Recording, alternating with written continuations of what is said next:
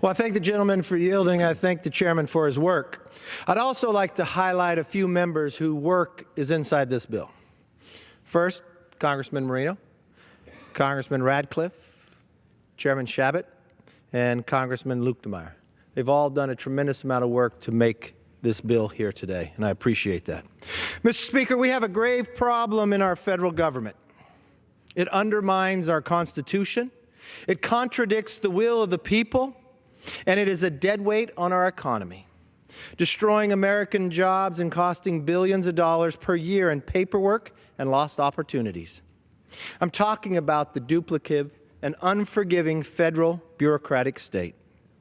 But before I discuss the dangers that an overzealous bureaucracy possess to our country, I want to be clear that the House has already made great progress. We are engaged in a two-step approach. First, to change the structure of Washington that deprives the people of their power. Second, to repeal specific harmful regulations. We'll get started on the second part early next month. We've already passed two bills last week to change Washington's structure, the Midnight Rules Act and the REINS Act. Today, we will pass the third, the Regulatory Accountability Act. This requires agencies to choose the least costly option available to do what they are charged to do, and prohibits large rules from going into effect while they are still being challenged in court. But it also ends something called Chevron deference, where courts automatically bend to the agency's interpretation of the rules. Under the current standard, that means the agency will win almost every single time in the courtroom, and the people lose. These three bills are about more than stopping bad regulations from being made. They're about changing the process in Washington that systematically prioritizes government over the common good instead of making government serve the common good. Mr. Speaker, our nation is based on a principle that power ultimately comes from the people. Elections are the great foundation of our republic. And as we saw so clearly this last November, through them the people can make their voices heard. But something has changed.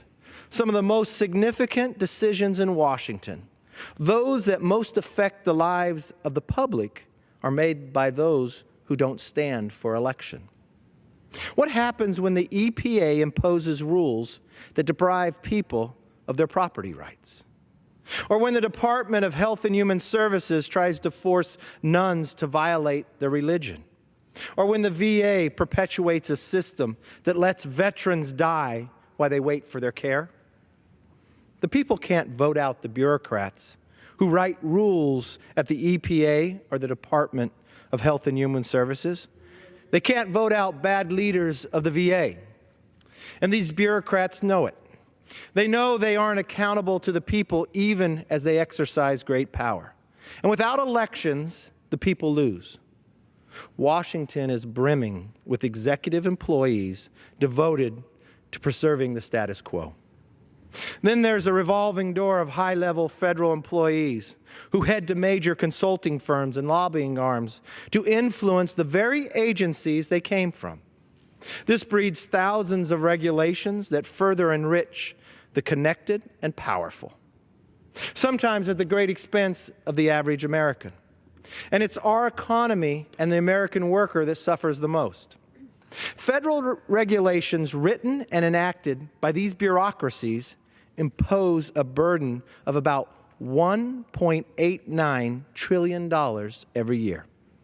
That number is hard to sense or even imagine.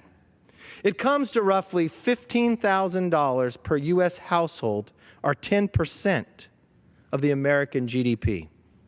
The Obama administration alone has written regulations that require over 583 million hours to comply with. That's an average of nearly 5 hours of paperwork for every single full-time employee in America. The Federal Register is now the length of 80 King James Bibles.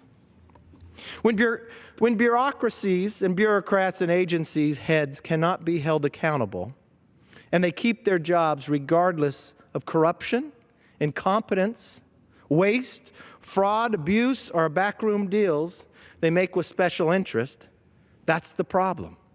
That's the swamp, and we need to drain it. There's a reason why the House is restructuring Washington first. It's because we made a commitment to the American people that we would drain the swamp. Now we are today, and I yield back.